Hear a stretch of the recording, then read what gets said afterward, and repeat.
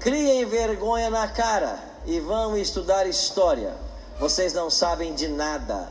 A Bíblia de vocês é mutilada. Vocês não passam de uma seita, de lobos que atacam ovelhas. Quando Jesus subiu aos céus, não deixou uma igreja, e não a Bíblia, seus bibliólatras. Carinhoso, né? Algum atendente me encaminhou, e aí eu preparei uma resposta para ele. Gastei um tempo preparando a resposta. Comecei assim: olá, Guilherme, muito obrigado por seu e-mail. Ficamos contentes em saber que você assiste a Novo Tempo. Você fala que nós estamos falando mal do Santo Padre.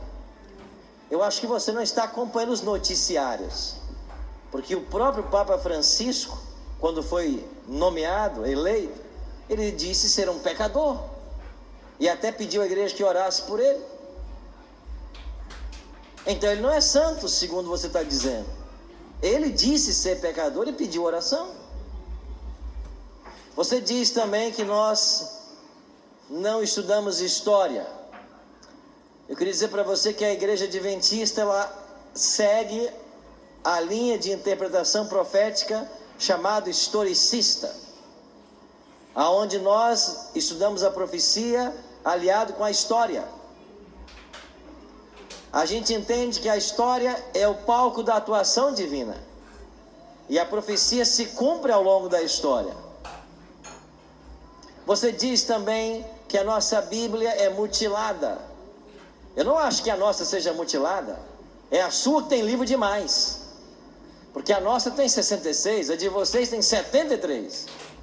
Então tem livros a mais. Você fala também que nós não passamos de uma seita.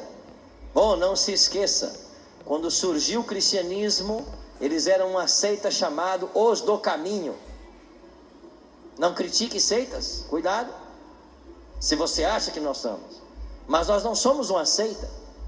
Nós somos uma igreja protestante, tradicional, reconhecida mundialmente como uma igreja assim. Você diz também que Jesus não deixou uma igreja e não a Bíblia. Pelo contrário, eu acho que Jesus deixou um povo que seguiria a Bíblia, e esse povo é a sua igreja. Agora, se você acha que nós somos bibliólatras, nisso você está certo. A gente ama esse livro. Enviei o e-mail. Esperei um tempo por uma resposta. Passou uma semana, 2 semanas, veio a resposta. Por que você não evangeliza? Só sabe meter a boca na igreja de Cristo? Isso é repugnante, me desculpe. Só 3 linhas?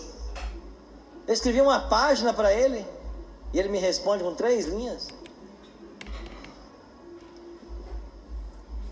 Percebam uma coisa: a mensagem adventista, ela não é popular, e ela também não é politicamente correta.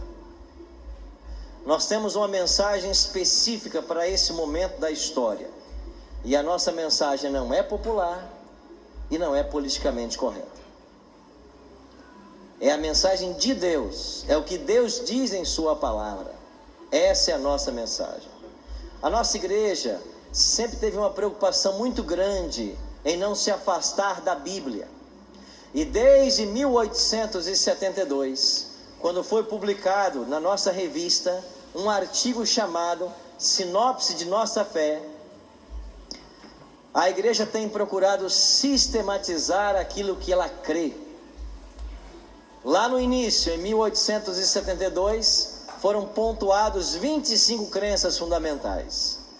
Quando chegamos em 1889, a igreja começou a escrever o Yearbook, esse livro do ano, com informações sobre a igreja, sobre quem servia a igreja, e lá apareceu um resumo de nossa crença, 28 pontos.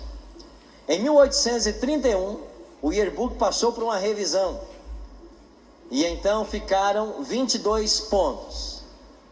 Em 1980, a igreja enfrentou uma grande crise teológica, principalmente por parte de Desmond Ford, um dos professores de teologia da igreja.